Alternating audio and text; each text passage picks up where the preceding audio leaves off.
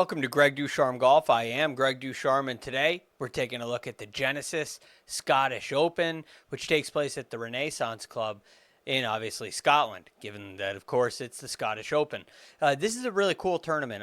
I'm very glad that the PGA Tour and the DP World Tour are teaming up and co-sanctioning this event. I think it adds a really nice twist to the PGA Tour schedule. You know, there's a lot of complaints for people who view the PGA Tour that it's the same thing week in and week out. And I think taking advantage of the time around the Open Championship and playing some links golf is a great way to differentiate yourself. So we got a lot on the docket today. We're going to talk about some course facts about the Renaissance Club. We have some great data to share with you today. We're going to talk about some of the key stats from the golf course. We'll look at some of the key statistical areas that you need to be paying attention to when it comes to handicapping this field. And of course, we'll look at a bunch of players in this field. We're going to look at probably 10 or 11 players that I find to be very interesting so far this week. Although we're going to name a lot more names than that. We'll be talking about nearly 100 players because we're also going to look at the best players in this field in key statistical areas, which is something that we've been doing for the last couple of weeks. And I've really appreciated all your comments. So please, if you haven't already, make sure you hit that subscribe button. You'll get content like this previewing every tournament on the PGA Tour. And I even share some thoughts on some of the bigger storylines in the game of golf. You can look at some of my past videos on the golf ball rollback or even perhaps the new PGA Tour structure coming up for 2028. If you're interested in PGA Tour content, hit subscribe. And as many of you have, leave a comment. I really appreciate your feedback, and I use it. Some of you have had great ideas that I think are really helpful to make these videos better, more enjoyable, and most importantly, more useful for you. So greatly appreciate that. All right, this week we have something new for you, which is really just a visual aid, even though it's a lot of the same stuff. But part of the reason why I wanted to start this channel is because I have so much information and research written down on these pieces of paper each and every week that I don't really get a chance to share. I share some of it on Twitter. I share some of it on the Second Cut podcast. I share some of it on A New Breed of Golf on Sirius XM PGA Tour Radio. But I felt like some of it was missing. A lot of it was left out. As many of those places are a little more conversational in nature, I thought that a YouTube channel would be a great place to kind of unload all the research, all the data that I use to pick players, so you could get a more complete understanding of what the data is. So basically, I write down notes on pieces of paper like this. I do it for every tournament, and that's the basis of everything that we cover. Right here, I have some upcoming trends on Royal Birkdale for the Open next week, which I'll make a video on as well. But I have this entire folder right here. This is a packet full of pieces of paper with notes on them. And I use little paper clips to separate them so that I can keep it organized, and year over year I can go back and refer to it. So we're calling this the notebook. And when we take a look at the notebook, we're going to look at key course stats, course facts. We'll look at winning trends. We'll look at players of interest, all kinds of things that we're going to focus on as we dive into my notebook. So that's why you'll notice a new graphics package tonight. I hope you enjoy it, but let's get right to it. Enough jibber jabber here. Let's get right into the most important aspects of the Genesis Scottish Open. So we'll start with the course facts. This is a par 70 golf course, just under 7,300 yards. It was designed by Tom Doak in 2008, which is really interesting to me. I'll tell you why in just a moment. And of course, it takes place in North Berwick, Scotland. North Berwick, I think they call it. I think the W is silent. Why is 2008 interesting? Most of the links golf that we play, that you see, is on ancient golf courses. The golf courses in the Open Championship Rota are designed well before 2008, well before even 1980. They're designed in the 1800s, many of them. They're very old. This is a modern links course, and a lot of people will say that it's not even a links course. And from an architectural standpoint, that may be true. But definitely when you're watching it this weekend, it's going to feel like a links golf course to you. And I think the players that perform well here tend to perform well in links golf as well. But this course does offer some very interesting statistics. And, I've thought for a long time that predicting links golf was difficult because it requires you to take a look at the weather. There could be some luck of the draw based on the weather, when you get, what wave you're in. It can have a huge impact on the outcome of a tournament. But when I look at this golf course, the Renaissance Club, there really are some statistics that stand out. And they have for 4 years. The PGA Tour and the DP World Tour began co-sanctioning this event 4 years ago. It's a much older event than that. They've been playing at the Renaissance Club for even longer, but it has been an event on the PGA Tour for 4 years. So we have data for 4 years, and really the shot length data, the high-level advanced metrics, we really only have for the last 3 years. So we're going to take a look at that because I find most of it interesting. So here are some of the course stats. First of all, it has ranked between the 5th and the 20th and 29th toughest course. That signifies the weather. See, back in 2022 when Xander Schauffele won, it was the 5th most difficult golf course. It was very windy that week. Last year, it was the 17th most challenging golf course on tour. The fairways are very hard to hit. Although the rough isn't overly penal, the fairways are very challenging to hit. And each of the last 4 years, it has been in the top 12 on the PGA Tour as far as driving accuracy is concerned. Last year, it was the toughest golf course on tour to hit the fairway. The field hit just 48.26% of the fairways. Then you look at the iron play. It has had a top 4 largest proximity to the hole over the last 3 seasons, and last year it was the second. Okay, so it's really difficult to get the ball close to the hole here. More on that in just a little bit. If you miss the greens, which you can hit, the greens are not overly difficult to hit. It's just hard to hit it close. They are big greens.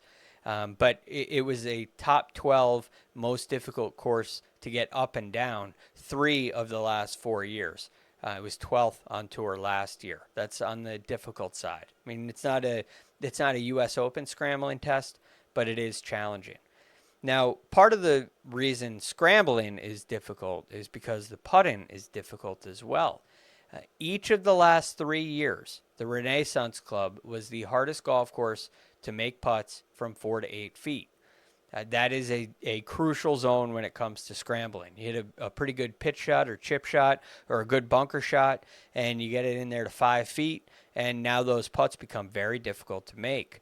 And even if you do hit the greens and leave yourself with a birdie look, it has the lowest average feet of putts made each of the last 3 years as well. So putting is a challenge from short range. It's also a challenge from long range. This is a difficult golf course. Now, I want to go back to the proximity number because I find that to be really interesting. Each of the last 3 years, a top 4 largest proximity to the hole. It's a significant number. Whenever I see that, I always go to, well, where are the approach shots coming from?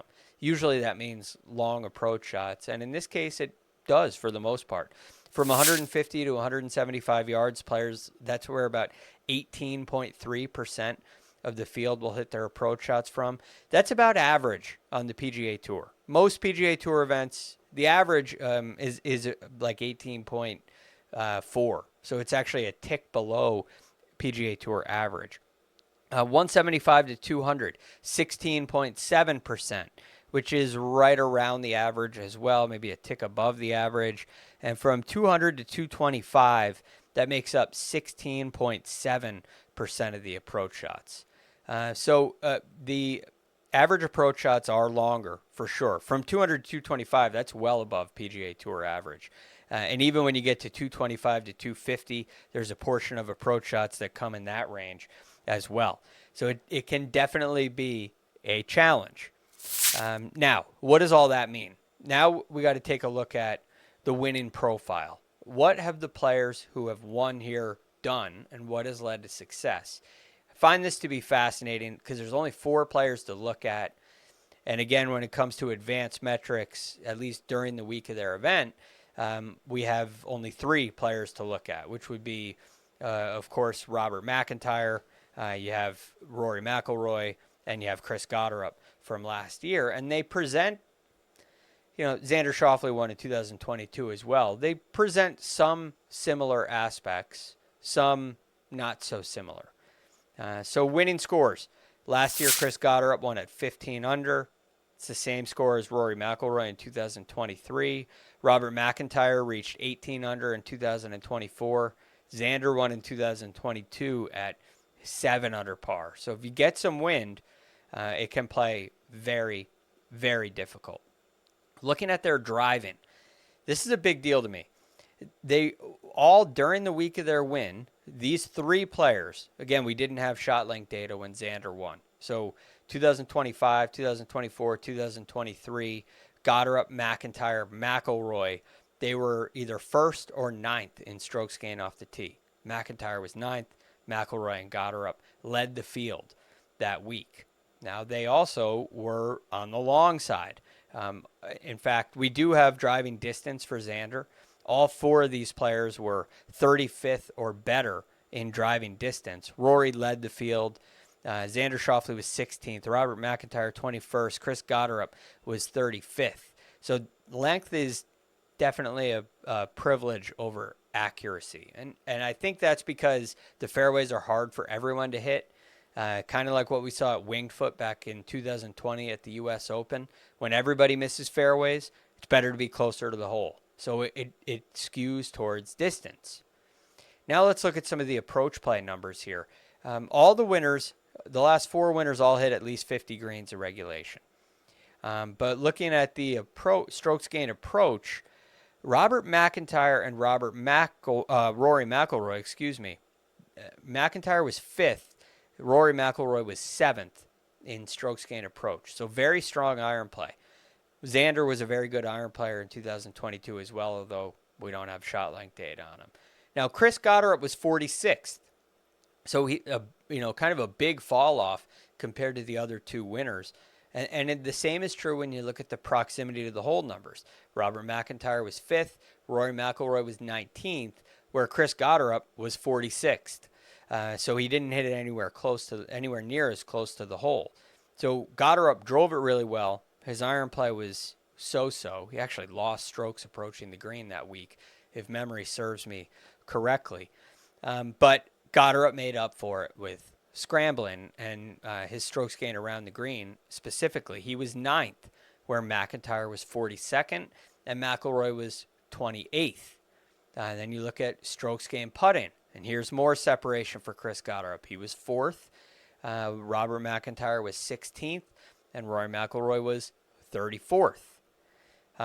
So I find that to be quite fascinating. In scrambling, Chris Gotterup was 4th as well. Rory and McIlroy were outside the top 25 in scrambling as well. There are a couple of things I'd like to look at for their form entering the week. This is, I believe, a really important aspect in handicapping an event. You'll see a lot of people report the stats of what the winners did in the week of their win. But what did they look like before they won? And that's what's really useful for us today because we haven't seen any golf played at the Renaissance Club yet. You don't really know how anybody's hitting it. But what kind of player went in there in good form and ready to win? So we can look at that for all 4 players, Xander Schauffele included.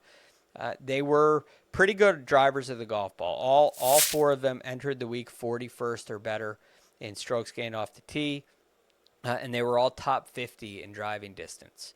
That's pretty long. Top 50 is a pretty good cutoff. I mean, you have a lot of players hitting the ball a long way, and these guys were definitely on the longer side. So this week you want to skew towards distance. It's very advantageous. When it comes to iron play, we have a rather large mix. McIlroy and Schauffele were both 8th on tour entering the week in strokes gained approach, where Gotterup and McIntyre were both outside the top 100, which is fascinating to me. Although Gotterup was 5th on tour in greens of regulation. So that could be, normally last year when I was looking at this, I was looking for guys who were hitting it close to the hole, better in proximity. Well, Goddard hit a lot of greens, but didn't hit it very close to the hole. Robert McIntyre was similar. He was 57th in greens in regulation. Rory McIlroy was 62nd. Xander was 12th. So when it comes to greens in regulation, that's not nearly as strong a correlation, in my opinion, as, say, the distance or the driving so far. Around the green, for the most part, they were pretty good. This is the interesting case of Chris Gotterup. He entered the week 80th in strokes gained around the green, yet he finished 9th for the week. Robert McIntyre was 53rd. Xander Schauffele was 31st. Rory McIlroy was 11th in those categories. Yeah, Gotterup, who had the worst ranking, performed the best during that week. This is part of the challenge of links golf. It's a different short game test around these greens than a normal PGA Tour setup. So because of that, I think it's really important to look at course history at the Renaissance Club, and I think it's really important to look at history in links golf. So I'm looking at the record for these players in the Open Championship and their record for these players here, because it's so important to understand how to play links golf. And there's not a great stat for it, but we can look at the importance of their links golf resume. So who are the best links players? Well, according to the data, the best course history here at the Renaissance Club from 2021 to 2025, these are your top 10 players: Rory McIlroy, Tom Kim, Xander Schauffele, Matt Fitzpatrick, Scottie Scheffler, Adam Scott, Ludwig Oberg, Wyndham Clark, Chris Gotterup, Robert McIntyre. Okay, Gotterup, McIntyre winners here. Xander Schauffele is a winner here. It's not surprising. Rory McIlroy is a winner here. 4 winners being in the top 10 when we only got 4 years we're looking at is not surprising. Tom Kim coming in at number 2 is that catches my eye for sure. He has not won here. Matt Fitzpatrick has had a lot of success. Even if you look back when this was a DP World Tour event, he lost in a playoff here to, I believe it was to Aaron Rai. But so he's played some pretty good golf here as well, and he's 4th on this list. Now, what about the players in the field at the Scottish Open? How have they played at the Open Championship in the same time frame? Well, you have Chris Gotterup. He's 1st on the list. There is a little caveat here. He's only played in 1 Open Championship last year at Royal Portrush. He finished 3rd. So it's no surprise that he comes up on that list. I thought about having a minimum number of starts, but because we're looking at 2 different venues here, I figured, well, you got Gotterup, who won at the Renaissance Club, finished 3rd at Royal Portrush last year. That gives us a pretty good idea of his links golf acumen. I felt like we'd be okay allowing just 1 start. The rest of the list: Scottie Scheffler, who won last year at Royal Portrush. Xander Schauffele won the Open a couple years ago. Jon Rahm has not won an Open. Brian Harman has won an Open Championship. To my surprise, Dylan Fratelli pops up at number 6 on this list. Rory McIlroy, Alex Fitzpatrick, that's an interesting one. Tommy Fleetwood, and Billy Horschel. Billy Horschel played great in the Open at Royal Troon. He was right there with Xander Schauffele on the back 9 on Sunday. So those kind of great performances definitely give you a boost, but it also proves that you have what it takes to perform on links golf. So that's a rather important list to take a look at and keep an eye out for. Now, last week we did this. We went through some of the comp courses. We're not going to go through, I'm not going to go through 5 courses today, but I will just let you know that according strictly to the data, Harbor Town, TPC River Highlands, and Shinnecock Hills are the best statistical comp courses. Now, aside from Shinnecock Hills, Harbor Town and River Highlands are far from, it's very surprising, they're far from links golf courses. Stylistically, they're very different. But what this data is saying is the players who play the best at Harbortown, TPC River Highlands, Shinnecock Hills, the areas that they perform well in translate to what we get here at the Renaissance Club. And I'm pretty surprised about it. Now, just to go through it, basically bogey avoidance punishes players in the same way, where scrambling helps players the same way. So scrambling is important on all three of these golf courses. And then the other one that you look at is the fact that they're all at sea level rather than altitude. That'd be the other comparison. And I think there's also a birdie average correlation here. That's the correlation with Shinnecock Hills. So Shinnecock Hills rewards players for their performance in birdie average, just like the Renaissance Club. It's very nerdy, very statistic, but many of you have asked in the comments to get into some of the comp courses. So again, I think that the best way to view this is to look at links golf courses. So look at the Open Championship, look at the performance at the Renaissance Club to get an idea of how they perform on links golf. But the data has, and I use rickrungood.com. My good friend Rick Gaiman, who I do the Second Cut podcast with, has the best data website in the game. So make sure you check that out. Again, rickrungood.com if you haven't already.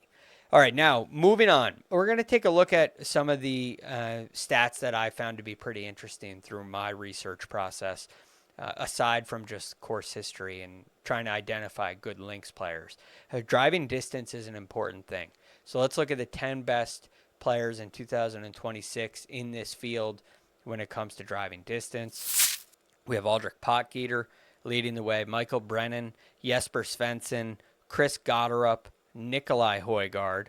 I'm sorry, that's Rasmus Højgaard, Marco Penge, Jake Knapp, Nikolai Højgaard, Johnny Kiefer, and Pearson Coody. None of those players popped up in, except for Chris Gotterup, none of them popped up in our links course history. Interesting. Now, I also wanted to take a look at players and get an idea of their abilities with long irons. So if you were going to really dive into this, you might add a couple, but for now, we're just going to go through performance from 200 to 225 yards. A lot of my research last year was highlighting the importance from outside of 200 yards. And even looking back at what some of the winners have done around here when they were entering, they performed pretty well from outside of 200 yards. Just to give you an idea quickly, McIntyre was second on tour entering the Scottish Open that he won in 2024. Rory was fourth in 2023. Xander was 22nd in 2022 from over 200 yards. I mean, that's a really strong correlation that you don't see very often. Chris Gotterup was 127th, but as we saw, he was also 102nd or 46th for the week in strokes gained approach. So we know that Gotterup didn't get it done with iron play. The guys that did performed very well from outside of 200 yards for the year leading in. So the best players in this field from 200 to 225 specifically are Siwoo Kim, Dan Brown, Brandt Snedeker, Ludwig Oberg, Jake Knapp, Shane Lowry, Adam Scott, Ryan Fox, Austin Smotherman, and Harris English. Okay, so Oberg is a guy that we saw as he was number 7 on the list with the best course history here at the Renaissance Club. So he's a guy that you definitely want to be paying attention to at this point. Another important area is scrambling.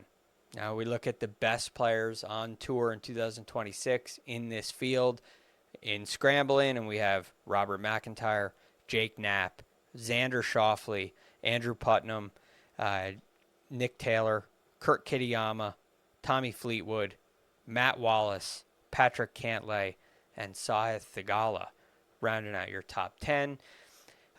So looking through that list, we don't have a whole lot of correlation there. Xander Schauffele pops up in the best Open Championship history and also the best course history.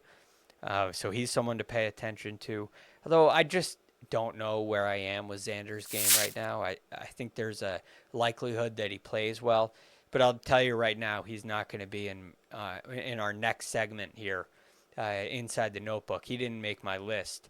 And I just don't really know what to do with him. It doesn't mean that he can't play well. It doesn't mean he can't win here. I'm feeling a lot of inconsistency. I'm not sure how sure he is of his game right now. That's my concern with Xander. The last statistical area that I want to look at in the notebook here is 4 to 8 feet. Again, very difficult area on this golf course, and it's an important area.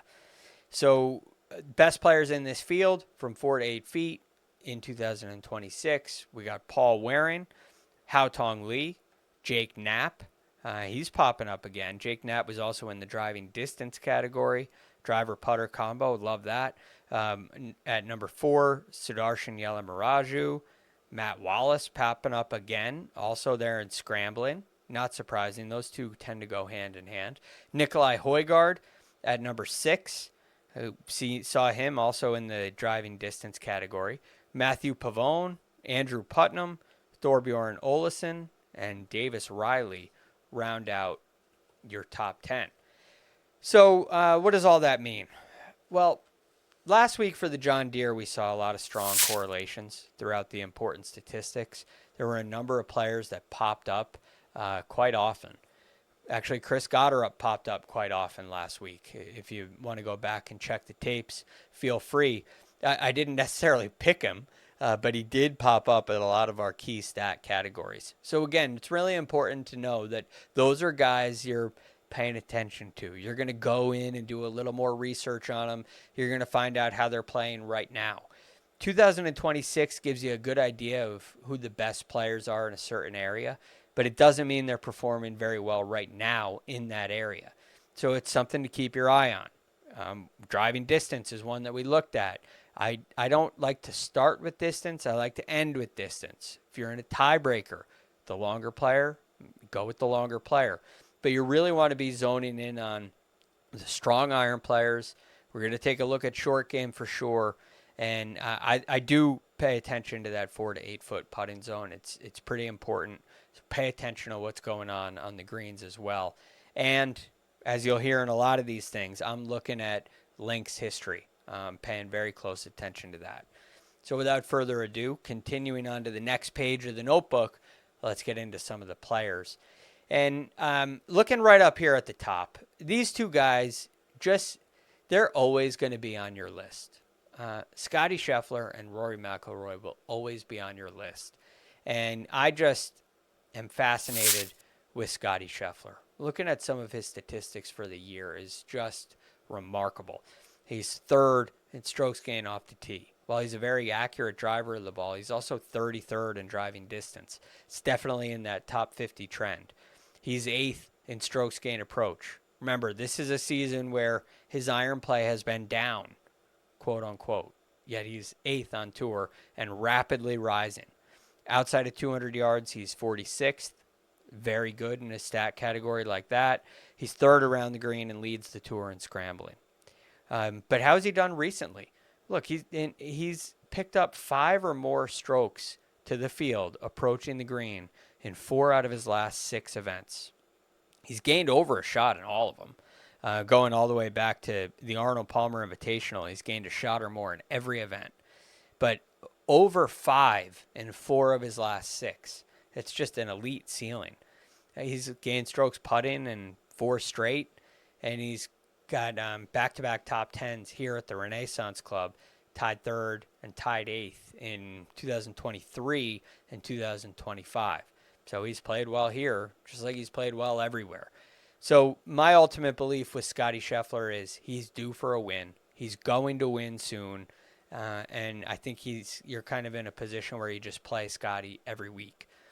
So that's what I'm looking at with him. Now, the hard thing is Rory McIlroy. It's hard to be on both of these guys. Hard to be on both Scottie and Rory. And here's your challenge. Rory McIlroy has a phenomenal record here at the Renaissance Club, and it's hard to ignore. He's got a phenomenal record in links golf. Of course, he won the Open in 2014, and very recently contended in the Open Championship, although at St. Andrews back in 2022. But since the PGA Tour and the DP World Tour started co-sanctioning this event, these are Rory's finishes. Tied second last year in 2025, tied fourth in 2024, and of course he won in 2023. When it was a DP World Tour event, his best finish was 14th back in 2014. Oh, actually, that wasn't even at the Renaissance Club. So he played in it twice when it was a DP World event, and he missed the cut in 2021 and finished 34th in 2019. But since it's been a PGA Tour event, 3 straight top fives for Rory. Last thing I'll say on him, I know he's been there. There was a video of Rory with, the week of the Travelers. He was over there playing Royal Birkdale, getting ready for the Open. He announced then that he was going to play in the Scottish Open. So I know Rory hasn't played in a while. We haven't seen him since the U.S. Open, but he has been playing and preparing for links golf. It's a pretty compelling thought to me, especially when you look at his record at the Renaissance Club. Moving down the list a little bit, next we go to Matt Fitzpatrick. I can't get enough of this guy. Every time I look at the numbers, Matt Fitzpatrick pops up. He's just having a phenomenal year, fresh off a 4th place finish at the Travelers. He finished 2nd up in Canada and 22nd at the U.S. Open, and he was really in contention. Things kind of got away from him. He's gained 2 or more strokes approaching the green in 9 of his last 10 events, and he's gained 4 or more strokes around the green in 3 out of his last 4. And 2 or more in 9 out of his last 10 events around the green. So I pay close attention to short game this week. His has been elite. He's first on the PGA Tour in strokes gained around the green. I pay attention to iron play every week. He's second on tour in strokes gained approach and looking good recently. Second tee to green. I mean, this is just a blue chip player who has my full and complete attention. And he also shows up on our other important lists, shows up right here at the Renaissance Club, 4th best course history in this field.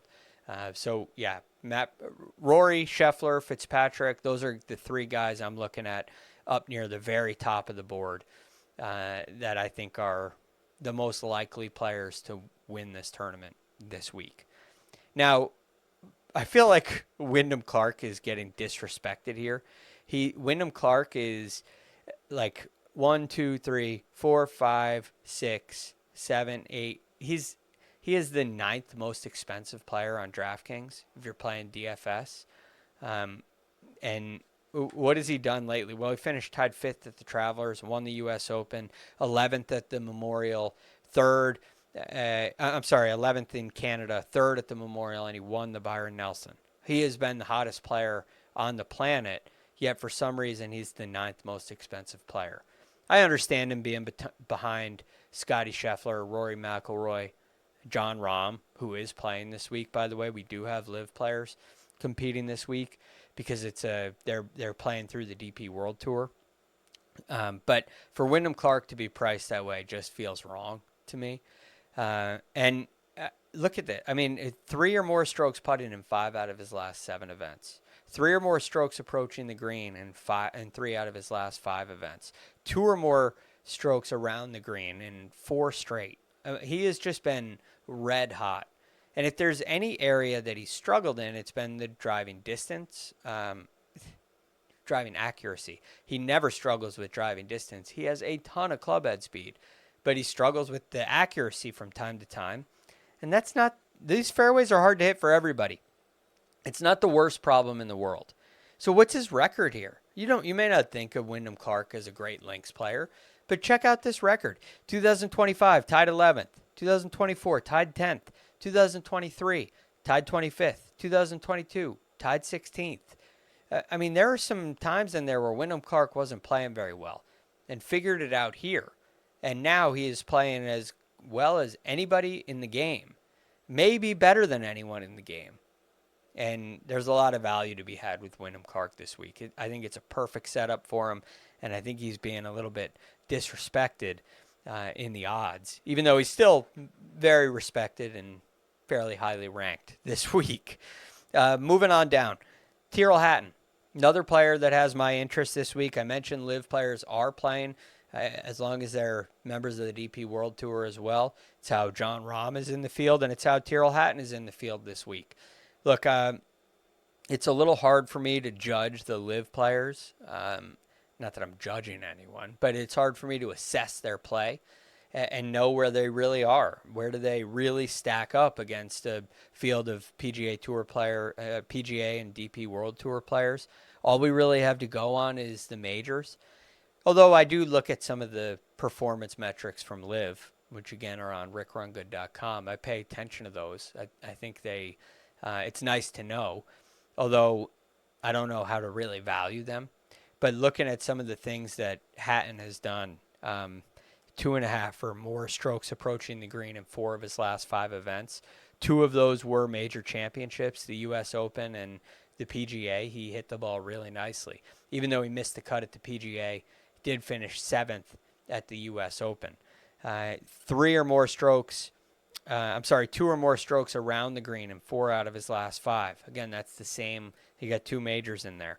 4.5 or more strokes put in his last 2 events as well, which is the U.S. Open and a live event.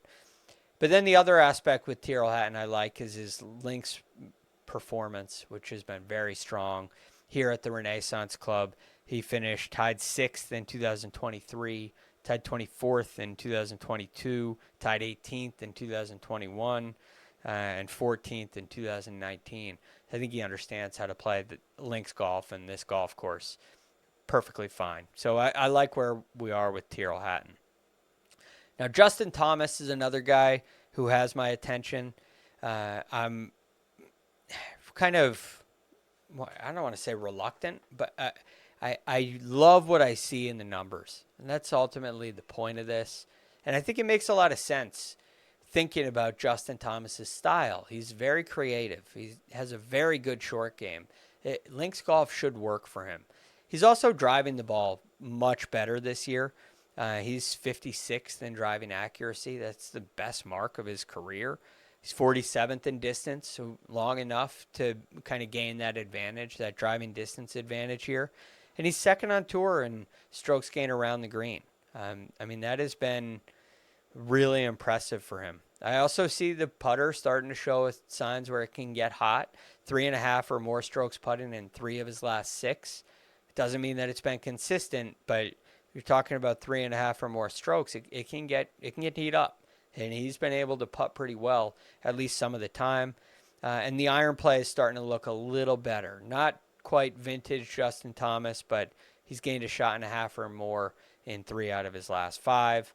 And I mentioned how impressed I am with what he's done off the tee. All right, couple more guys to go through here. Alex Fitzpatrick, kind of like the way I feel about Wyndham Clark. I feel like Alex Fitzpatrick is a little disrespected in this. For some reason, he's only 7,900 on DraftKings. It feels like a steal to me. It almost feels like a trap. But just look at how well he's been playing. It's 6 top 25s in his last 7 events. That's since his win at the Zurich Classic with his brother. He also won the start before that. He's gained 3.5 or more strokes ball striking in all 6 of those events. That's a combination of off the tee and approach the green. He has missed 2 cuts here at the Renaissance Club, but my instinct is that he was a much different player then than he is now. As we've watched this development, I mean, I'm looking at a guy that finished 7th at the Travelers, 23rd at the U.S. Open, 20th in Canada, 6th at Muirfield Village, 4th at Quail Hollow, 19th at Doral. I mean, these are very different styles of golf courses that he's finding success on. I think he can do it in links golf too. He did finish tied 17th in his only Open championship. So I'm on board with Alex Fitzpatrick. Tom Kim. Tom Kim popped up in our course history metrics, second best course history here in this field. It's a really strong resume. Tied 17th last year, tied 15th in 2024, tied 6th in 2023, third in 2022. He's second in this whole field with performance at Renaissance Club, and he doesn't have a win. Very impressed with that. He has gained a shot or more approaching the green in 6 straight events. He's gained strokes putting in 4 out of his last 6, a shot and a half or more around the green in 3 out of his last 5, and one of those really important proximity areas, 175 to 200, he's 14th. You may question the driving distance. He's not very long, and I told you how important driving distance is.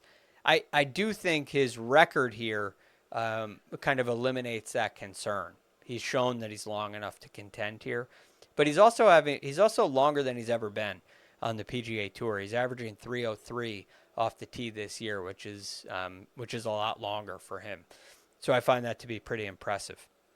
All right, we got 3 more players to get through that I want to talk to you about. One of them is Corey Conners. I'm pretty excited about Corey Conners. I don't necessarily think that he's underpriced. I just think he's a great value. He's 7,400 on DraftKings, just to give you an idea. Looking at the other odds boards, he's going to be somewhere in that range. Right? You're talking upper middle of the pack, but middle of the pack for sure. And I'm seeing a player in Corey Conners who's starting to hit the ball a little bit better. He's gained 2.5 or more strokes approaching the green in his last 2 events. Small sample size, but again, he was struggling before. And it's led to, also 3 straight events off the tee. So now you're seeing the ball striking of Corey Conners that he's known for start to come back to where it should be. And as a result, he's finished tied 23rd and tied 7th in his last 2 starts. The thing he's struggled with is the putting. His short game's been pretty good too. His last 3 events, he's gained strokes around the greens as well. The putting has been a disaster for him. He's been putting very poorly. He's lost strokes putting in 6 straight events. But I love when I find this about Corey Conners. He has gained strokes putting at the Renaissance Club in his last 4 trips here. And in his last 3, he's gained a shot and a half or more putting. And he has 2 top 20s in that mix. So I think there's some pretty good signs that there's an uptick coming for Corey Conners on the greens, which has a tendency of happening. When guys are poor putters, they go to links golf, greens get a little slower, they can have a little more success relative to the rest of the field. Wouldn't be surprised if that happened for Corey Conners. Now, going down even farther, these are some long shots. And I think there's a number of these players in the field.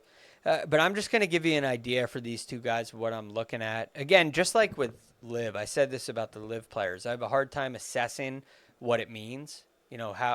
What does it mean to gain a stroke on the field approaching the green in a LIV event? I feel the same way about the DP World Tour. How good are you really hitting your irons when you're gaining a shot or 2 to the field in a DP World Tour event? I don't know. It could be great, but it's not the same as doing it in a PGA Tour event. And so this is, if you're looking at data like me, it's a trap that I always have to remind myself to stay out of.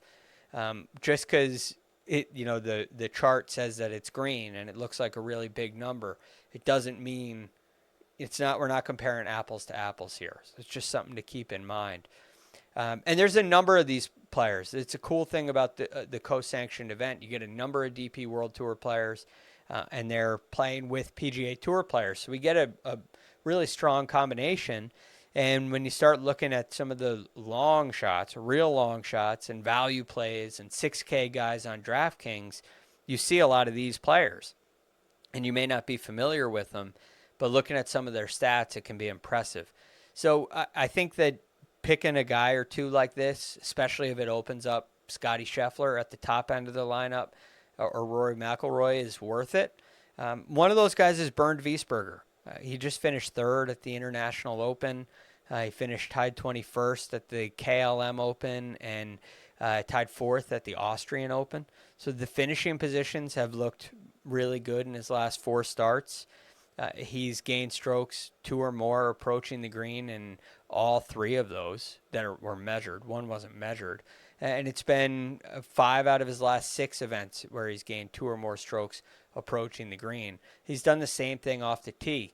It's 4 out of 6 off the tee. The putting has been great. He's gained strokes putting in 3 straight events. And the short games look pretty good too. So Bernd Wiesberger looks like an option. Haven't seen him play as he's playing all DP World Tour golf, but a guy to keep in mind. I'm pretty impressed with his profile, and I know that he's also won here, though it was that was back in 2018, if memory serves me correctly. Believe he shot 61 in the final round to win here. All right, moving on down. There's another player, one more player that I want to get into. Again, this is really just the theme. This is Oliver Lindell. He's also a DP World Tour player, so all of his finishes and metrics have been on the DP World Tour, so take him with a grain of salt. But, hey, you get what you pay for. He's a long shot, so we can afford some of this. Tied 13th at the International Open, tied 6th at the Open d'Italia, 2nd at the KLM Open. This is a guy who's been playing some really good golf on the DP World Tour. And just like Bernd Wiesberger, he's been doing it with approach play, with short game, and with putting. Looks excellent in all of those areas. Driver may be a little concerning. He's not a very good driver of the ball, or hasn't been, compared to many of the DP World Tour players, but the rest of his game is really sharp right now. He's only 6,600 on DraftKings. But again, there's a lot of players, a lot of DP World Tour players to sort through. I think mixing 1 or 2 of them in your lineup, if you're playing fantasy golf, if you're betting on golf, a couple of these guys for a top 20 may be worth it, or even top 40. Market in a full field event like this. That's probably where I would look. I'd look for one of these guys like Oliver Lindell or Bernd Wiesberger, guys that are playing really well, finishing really high on the DP World Tour week in and week out, where there's some good value. Now you know they can go make a cut and finish in the top 40 at the Scottish Open. That'd probably be my avenue for a lot of these DP World Tour players. But Wiesberger and Lindell stuck out to me. But hey, this has been really fun. I hope you enjoyed it. I hope you enjoyed the new graphics package. I hope you enjoyed going into my notebook. Again, we're doing that week in and week out here on Greg Ducharme Golf.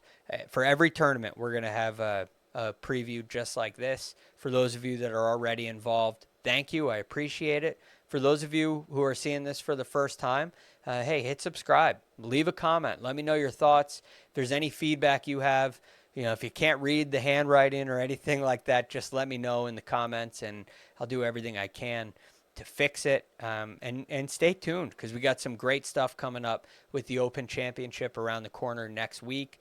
They're headed to Royal Birkdale. I've begun some research already. I showed you this earlier, but Royal Birkdale, these are some of the trends that I've been doing. Next week, I'll have a trends video for you where we're going to take all the trends from the recent winners of the Open Championship. We're going to pare the field down. We're going to try to get to one winner. Haven't gotten that far yet. We'll see. For the U.S. Open, we got it down to 7. So it can be challenging sometimes, but we'll see. We'll see what we can do. That's coming up. There's also some Birkdale specific trends and information that I'm going to share. So a lot of stuff coming your way, probably 2 or 3 videos coming your way regarding the Open Championship next week. So, again, I appreciate you watching. I hope you enjoy some coffee golf this week. And keep it right here on Greg Ducharme Golf. We'll see you next time. I appreciate you watching.